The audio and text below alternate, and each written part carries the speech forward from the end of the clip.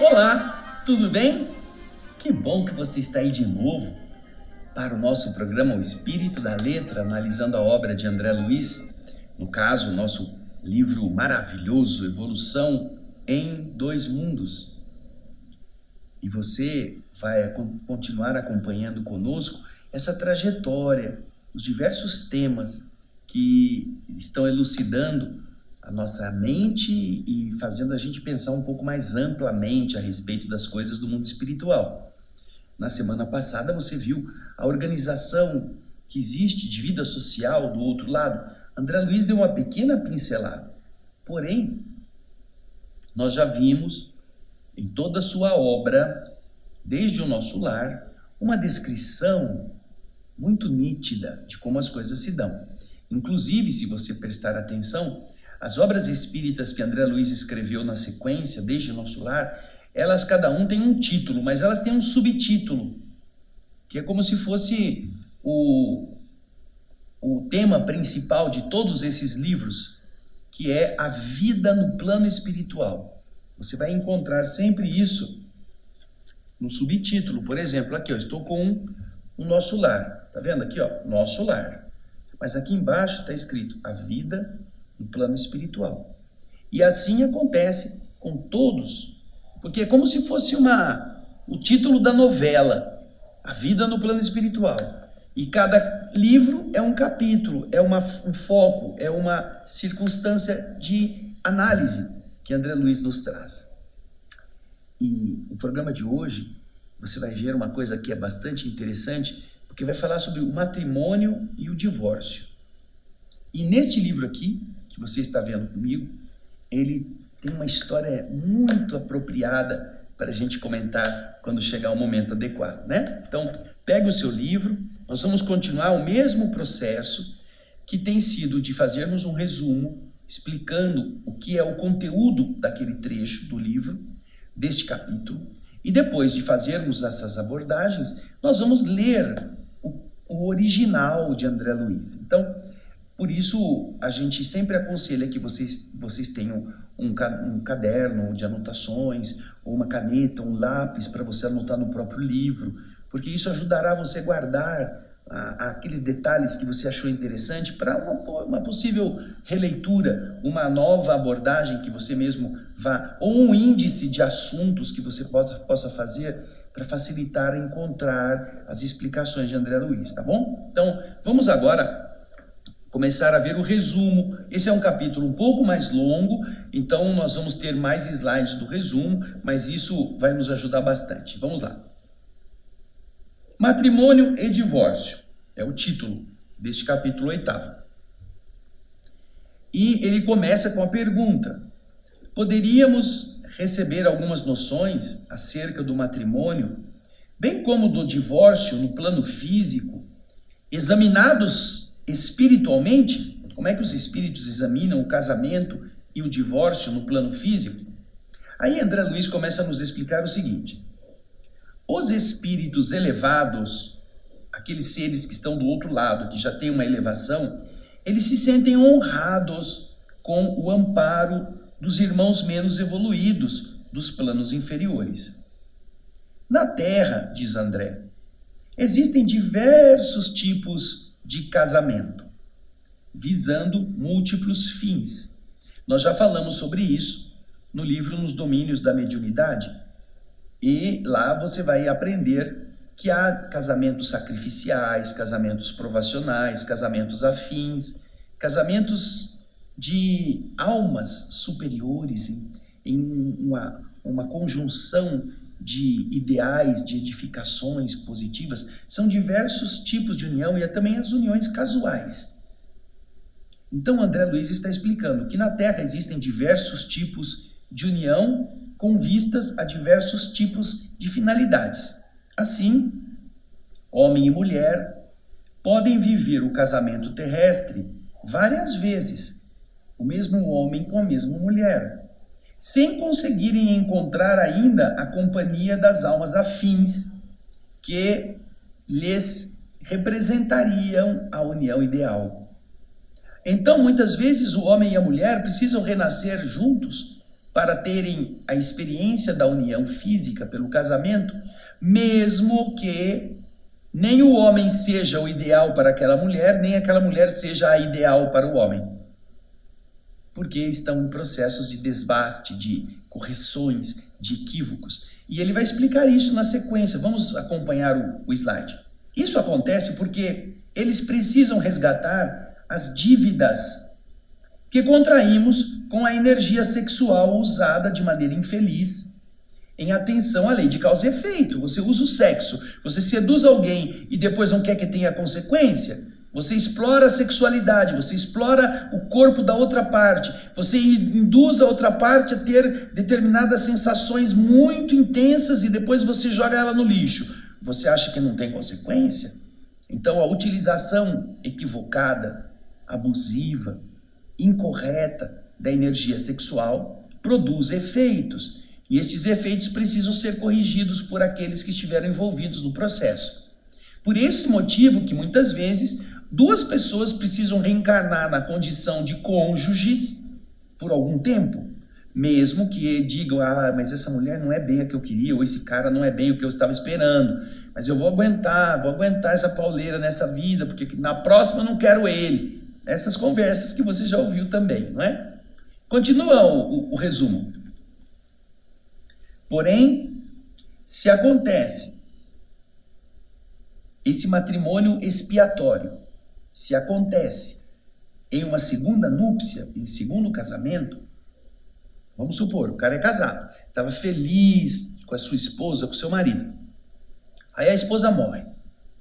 Aí a pessoa que ficou na terra se sentindo sozinha resolve se casar novamente. Só que aí, ao se casar com uma outra pessoa, essa pessoa é mais difícil, é mais complicada, tem mais problemas. Não é aquela mesma afinidade de antes com aquela primeira.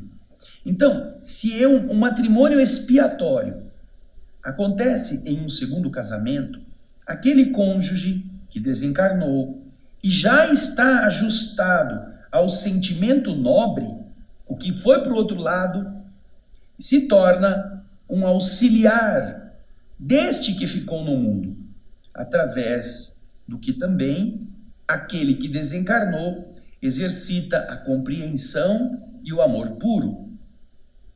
No plano espiritual, é normal que a união se mantenha entre aqueles nos quais prevaleça, no grau mais elevado, as afinidades comuns.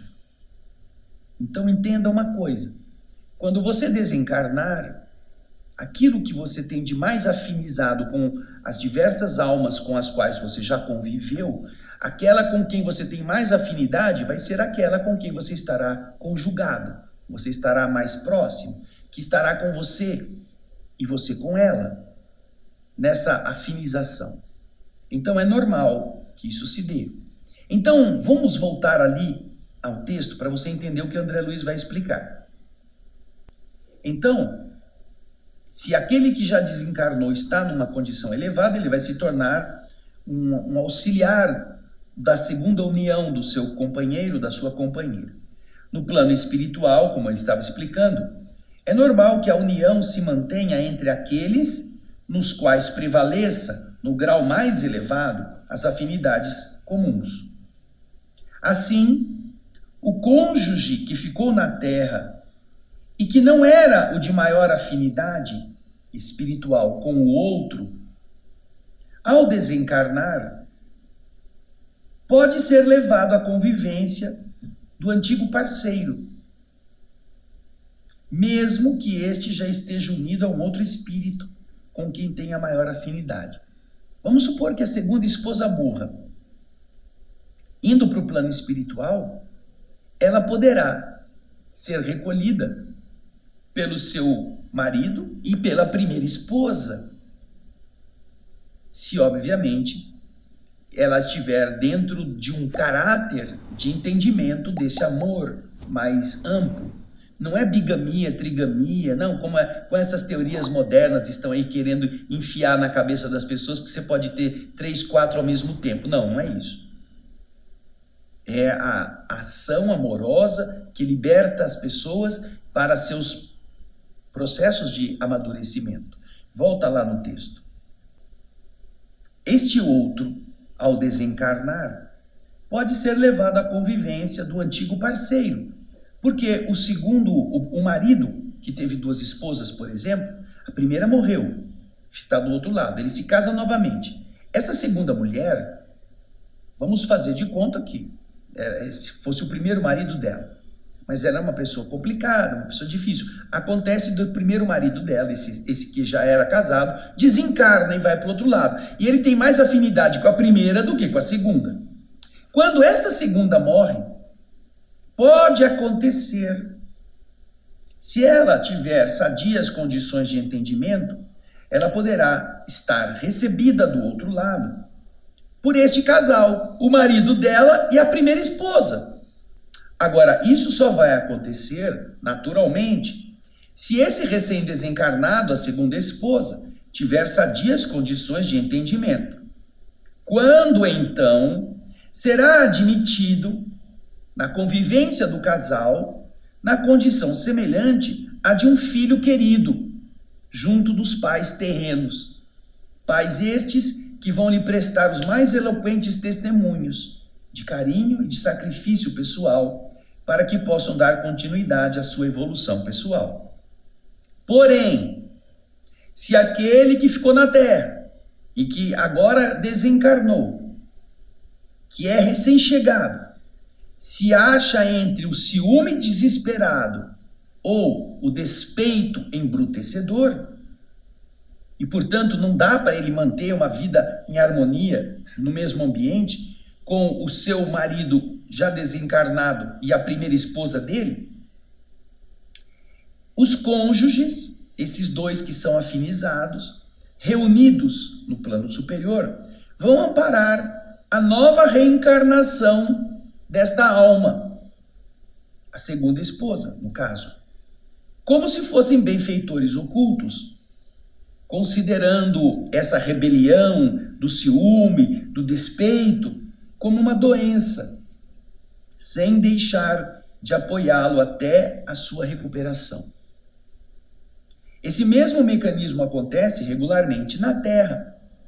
André Luiz explica que dentro do lar, para onde são canalizados os filhos, aqueles laços do passado surgem para o resgate das antigas contas, purificando emoções, renovando impulsos e compartilhando compromissos.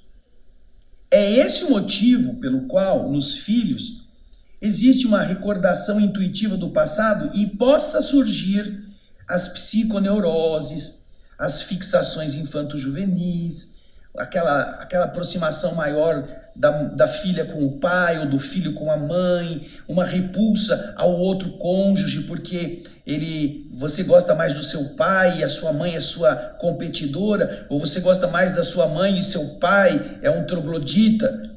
Então essas psiconeuroses, essas manias, essas fixações juvenis que se canalizam nos filhos por causa daqueles laços do passado para resgate de antigas contas. Mas agora, reunidos no lar, tem a finalidade de purificar as emoções, renovar os impulsos. Aí, na sequência que nós já tínhamos lido, olha, isso explica porque nos filhos a recordação intuitiva do passado faz surgir as psiconeuroses e as fixações infanto-juvenis que os psicanalistas e sexólogos da atualidade exageram em importância relacionada à conduta sexual da personalidade.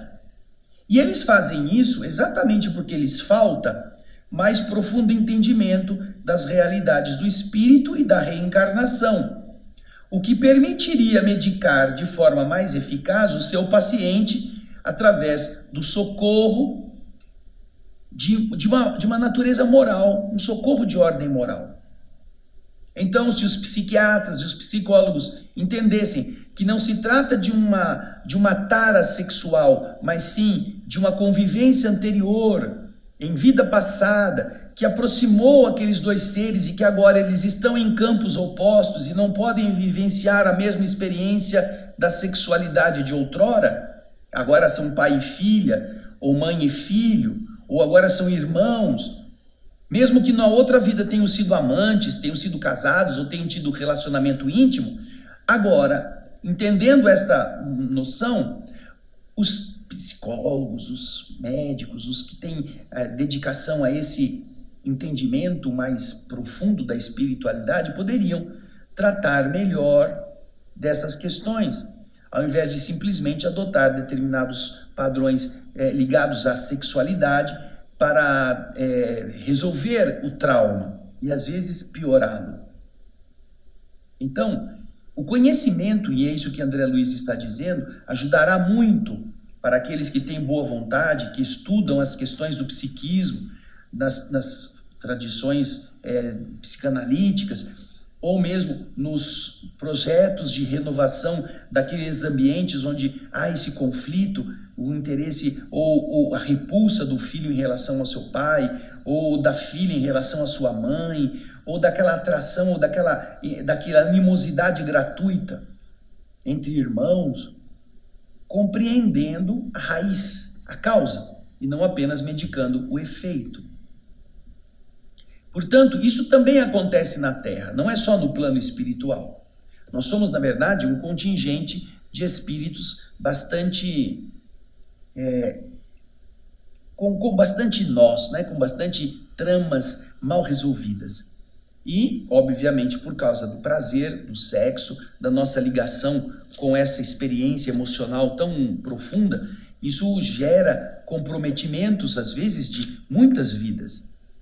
E, muitas vezes, nos mantém presos àqueles que foram nossas vítimas num processo de reerguimento, de ajudar a reconstruir aqueles que nós jogamos no lixo, pelo exercício irresponsável da afetividade.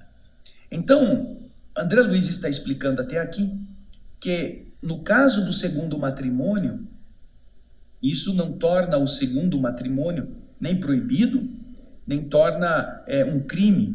Não, ele está dizendo que pode acontecer que, ao desencarnar a segunda esposa ou o segundo marido, quando chegar do lado de lá, o primeiro, que já tinha morrido antes, esteja convivendo com o seu atual marido no plano espiritual, porque aí já terão os três partido para o outro lado, né?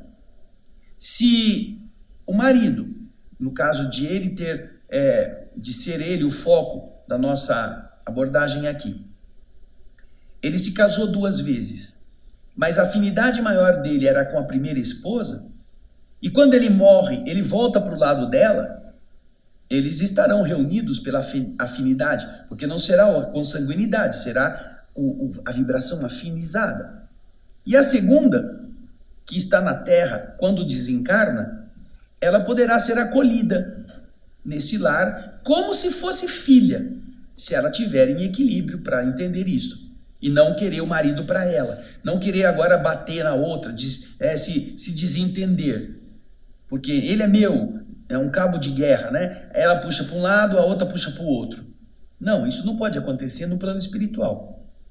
Porque se a segunda esposa, ao desencarnar, tiver o desequilíbrio, o que fazem estes dois? Eles vão ajudá-la no processo reencarnatório e vão acompanhá-la como se fosse um doente em recuperação até que ele se recoloque, ele se reorganize. Isso é muito interessante. É muito próprio do amor divino, não é mesmo? Vamos agora para a parte final da explicação.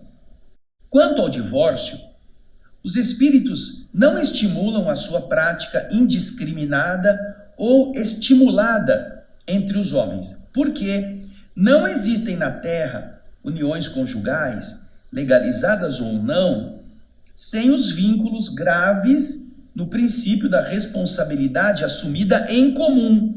As duas partes assumiram responsabilidade juntas.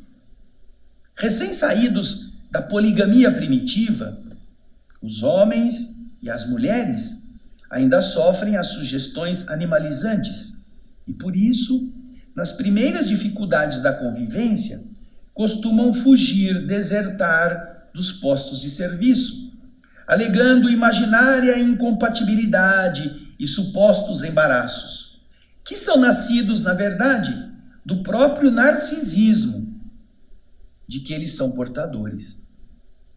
Isso faz com que eles exerçam uma influência viciosa sobre o psiquismo do companheiro ou da companheira, mutilados ou doentes, necessitados ou ignorantes, após os terem usado e explorado o mundo emotivo, quando não enveredam pelo homicídio ou suicídio estrepitosos, como uma fuga das obrigações.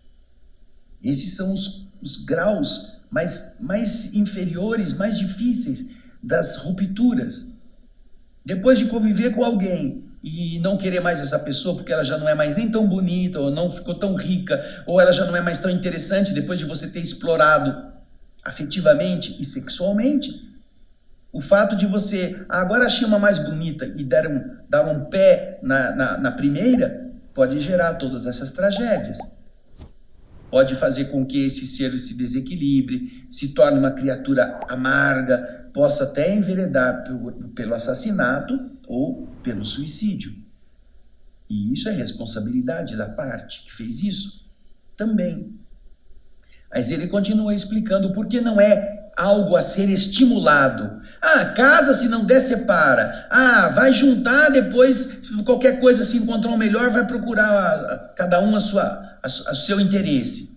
Veja só, vamos ver. Esse regulamento mais rigoroso, em que não se permita com muita facilidade que as pessoas se divorciem, ajudará a que as pessoas não se comprometam ainda mais em decorrência de atitudes levianas, envolvendo terceiros, não regressando à promiscuidade da taba, naquela época em que o ser primitivo vivia nessas condições, onde o princípio e a dignidade da família ainda são plenamente desconhecidos.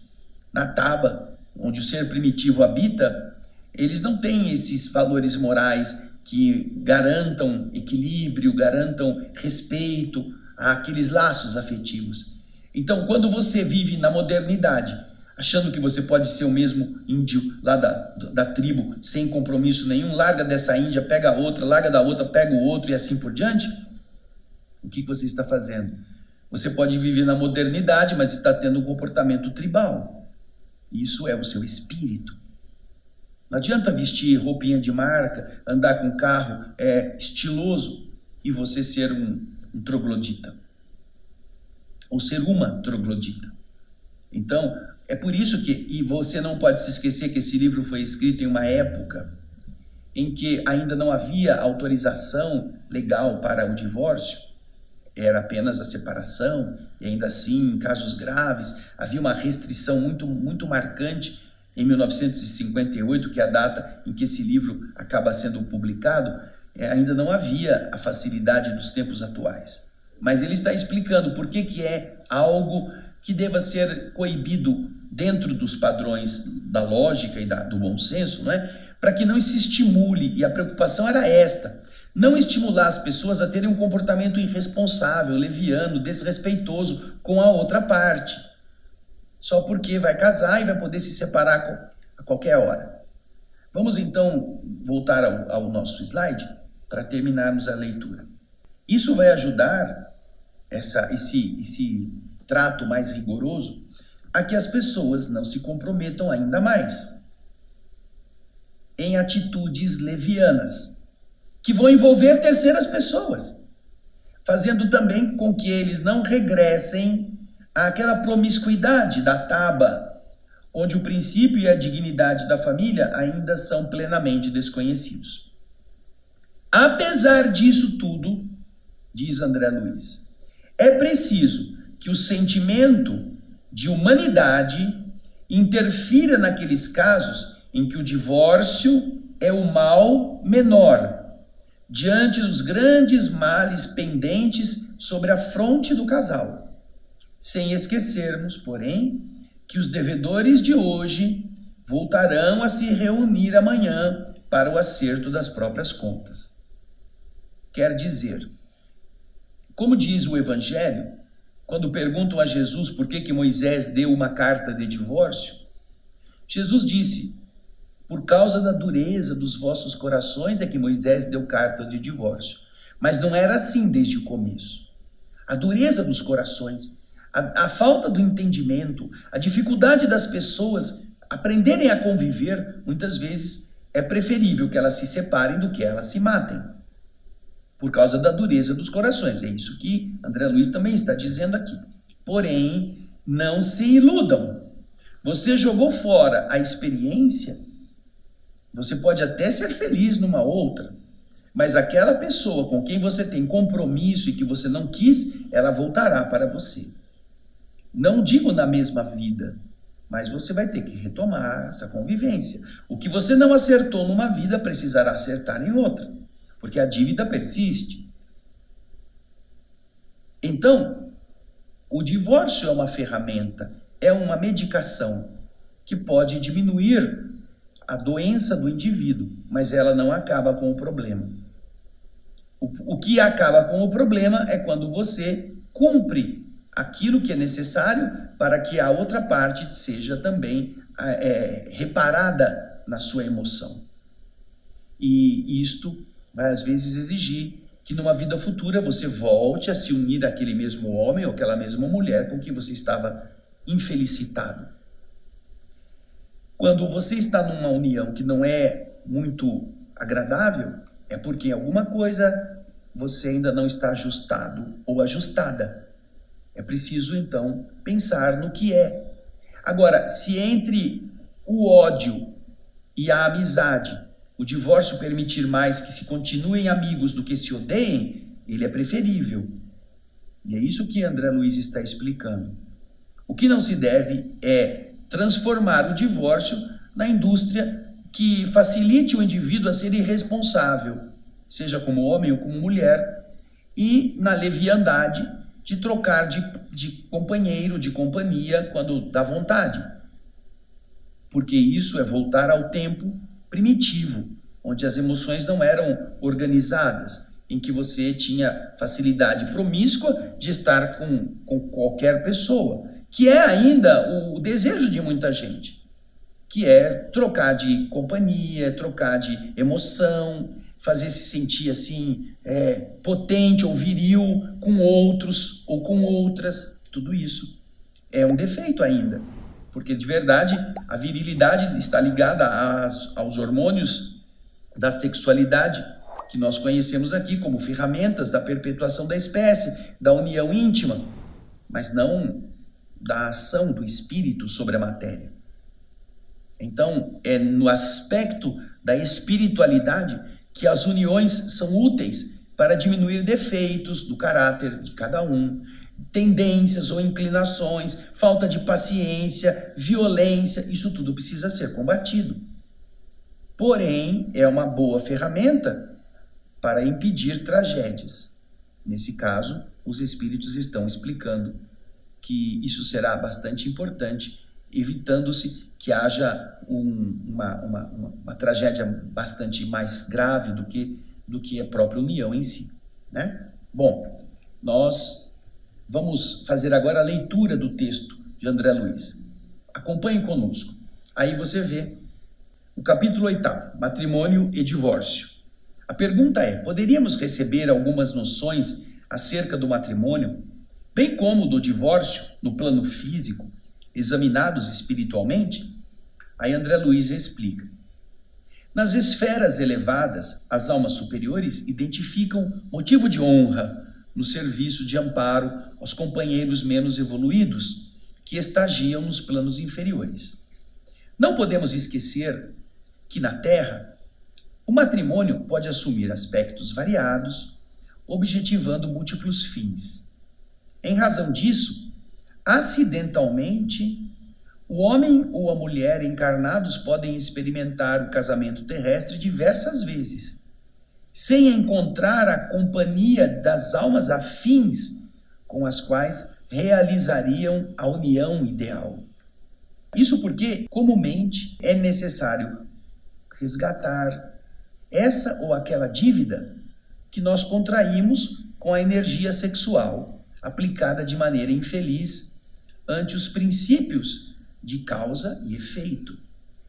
Entretanto, se o matrimônio expiatório ocorre em núpcias secundinas, em segundas núpcias, o cônjuge liberado da veste física, aquele que já morreu, quando se ajuste, quando possua essa afeição nobre, frequentemente se coloca a serviço da companheira ou do companheiro na retaguarda, no que então ele também exercita a compreensão e o amor puro.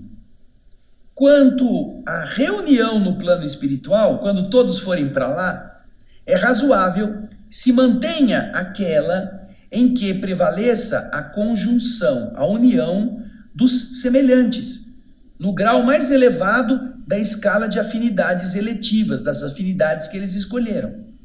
Se os viúvos e as viúvas das núpcias efetuadas em grau menor de afinidade demonstram sadia condição de entendimento, são habitualmente conduzidos depois da morte ao convívio do casal restituído à comunhão, desfrutando posição semelhante à dos filhos queridos junto dos pais terrenos, que por eles se submetem aos mais expressivos e variados testemunhos de carinho e sacrifício pessoal, para que atendam dignamente à articulação dos próprios destinos.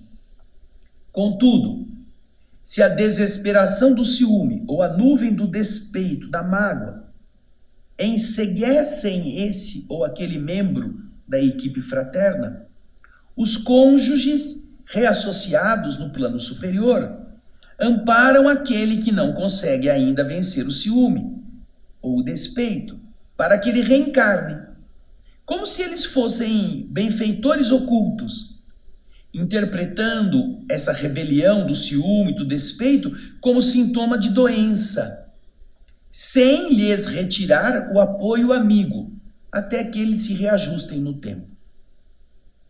Ninguém veja nisso nenhuma inovação ou desrespeito ao sentimento alheio, porque o lar terrestre que for enobrecido, se analisado sem preconceitos, permanece estruturado nessas mesmas bases essenciais, uma vez que os pais humanos recebem muitas vezes no instituto doméstico, como seus filhos e filhas, aqueles mesmos laços do passado, com os quais eles vão iniciar o resgate das antigas contas, purificando emoções, renovando impulsos, partilhando compromissos ou aprimorando relações afetivas de alma para alma. É a amante do marido que agora vai ser filha do casal. É o amante da mulher que agora vai ser também companheiro na vida física como filho. Tanto da mulher com quem ele disputava afetividade, quanto do homem que ele estava enganando na condição de amante da mulher dele. Agora nascem todos no mesmo ambiente, justamente para aprimorar relações afetivas de uma alma para a outra. Aí continua André Luiz.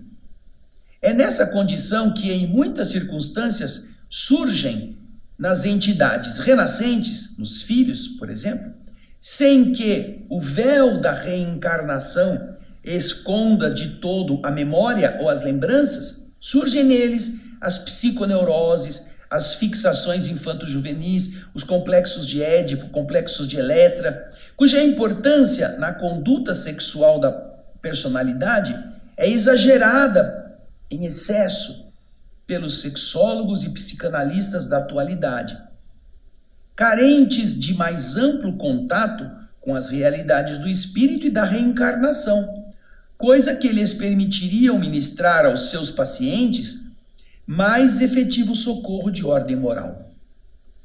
Quanto ao divórcio, segundo os nossos conhecimentos no plano espiritual, somos de parecer não deva ser facilitado ou estimulado entre os homens, porque não existem na Terra uniões conjugais, legalizadas ou não, sem vínculos graves no princípio da responsabilidade assumida em comum. Mal saídos do regime poligâmico, os homens e as mulheres lhes sofrem ainda as sugestões animalizantes. E por isso mesmo, nas primeiras dificuldades da tarefa a que eles foram chamados, costumam abandonar os postos de serviço em que a vida os situa, alegando imaginárias incompatibilidades e supostos embaraços, quase sempre simplesmente atribuíveis ao desregrado narcisismo, à sua própria autocontemplação, à sua vaidade, de que eles ainda são portadores. E com isso, exercem viciosa tirania sobre os sistemas psíquicos do companheiro ou da companheira, mutilados ou doentes, necessitados ou ignorantes, após explorar-lhes o mundo emotivo, quando não se internam, não se encaminham pelas aventuras do homicídio ou do suicídio espetaculares, escandalosos, com a fuga voluntária de obrigações preciosas. É indispensável, é imperioso, assim, que a sociedade humana estabeleça regulamentos severos a benefício dos nossos irmãos teimosos, persistentes, contumazes na infidelidade aos compromissos assumidos com eles mesmos, a benefício deles, para que, se não acrescentem, se não unam-se a maior desgoverno, e a benefício de si mesma, da sociedade, a fim de que não regresse ela à promiscuidade aviltante das tábuas obscuras, em que o princípio e a dignidade da família ainda são plenamente desconhecidos.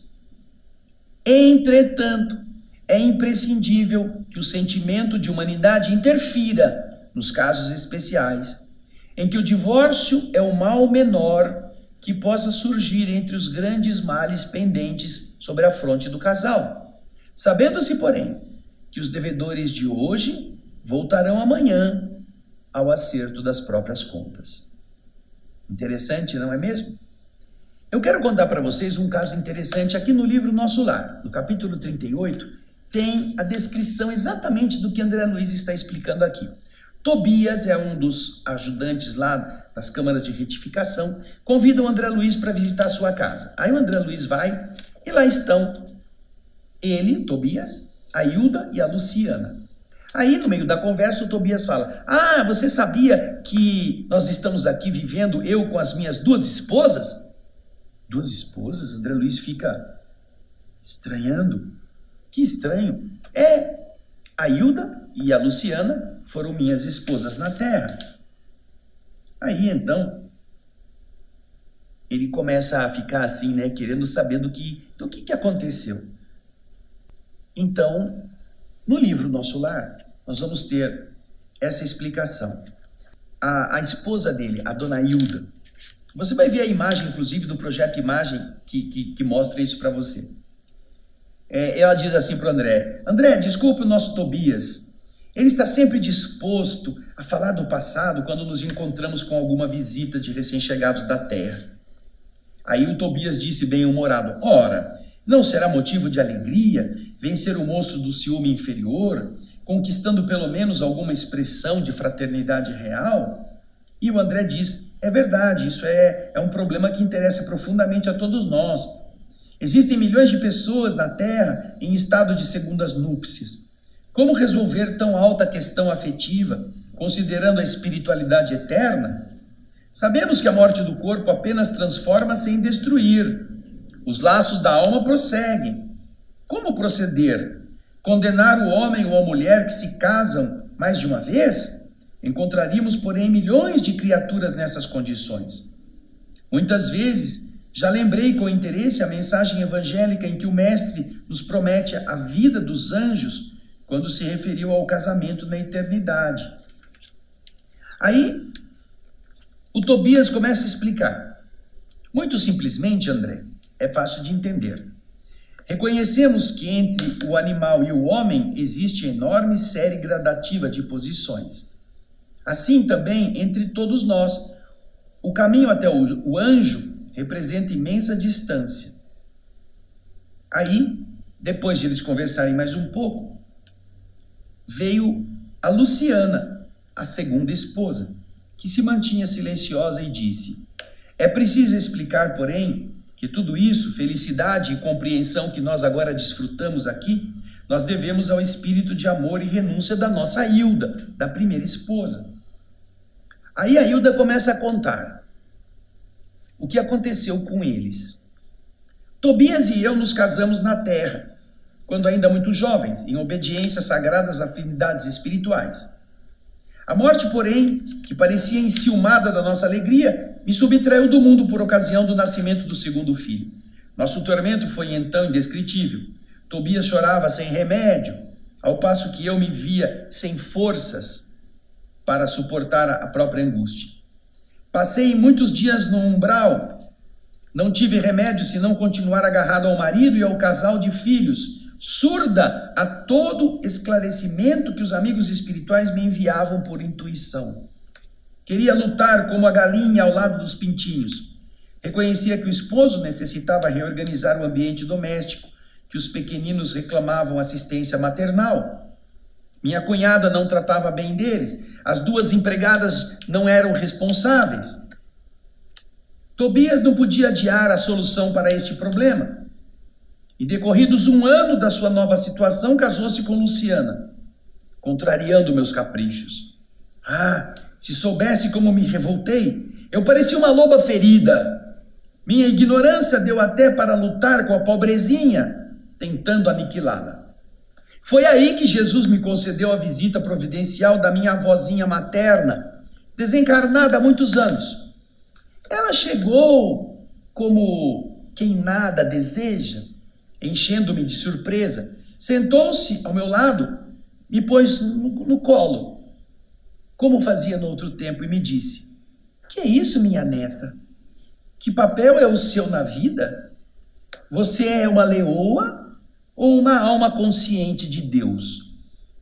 Pois a nossa irmã Luciana serve de mãe a seus filhos, funciona como criada na sua casa, é jardineira no seu jardim, suporta a bilis do seu marido e não pode assumir o lugar provisório de companheira de lutas ao lado dele? É assim que o seu coração agradece os benefícios divinos e remunera aqueles que o servem? Você quer uma escrava e despreza uma irmã? Hilda, onde está a religião do crucificado que você aprendeu? Oh, minha pobre neta, minha pobre. Eu abracei-me então em lágrimas com a velhinha santa e abandonei o antigo ambiente doméstico, vindo em companhia dela para os serviços da cidade nosso lar. Desde essa época, tive em Luciana mais uma filha. Trabalhei então intensamente, me consagrei ao estudo sério, ao melhoramento de mim mesma. Busquei ajudar a todos, sem distinção, em nosso antigo lar terrestre. Tobias constituiu uma família nova, que passou a ser minha também, pelos laços sagrados espirituais. Mais tarde ele voltou, reunindo-se a mim, acompanhado de Luciana, que veio também ter conosco para nossa alegria. E aí tem a nossa história. E ela conta então, em relação a Luciana, que Luciana aprendeu que há casamento de amor, de fraternidade, de provação, de dever. E no dia em que Hilda me beijou, me perdoando, senti que meu coração se libertara desse monstro que é o ciúme inferior. O matrimônio espiritual realiza-se alma com alma, representando os demais, os outros matrimônios, simples conciliações indispensáveis à solução de necessidades ou processos retificadores, embora todos eles sejam sagrados. Então, ele vai explicar que a verdadeira alma afinizada com a de Tobias é a da Hilda, e que eles estão agora acolhendo a Luciana e ela está começando um relacionamento com alguém que vai lhe ser o espírito mais próximo, mais afinizado, e eles estarão cuidando que ela possa encontrar-se com ele e ser feliz na terra, numa próxima encarnação. É exatamente o exemplo que nós vimos nesse capítulo 8º. Dá uma lidinha lá. Obrigado pela sua audiência, pelo seu carinho, pelo desejo de aprender, e nós esperamos você no nosso próximo capítulo, próximo programa do Espírito da Letra. Muito obrigado, até lá e muita paz.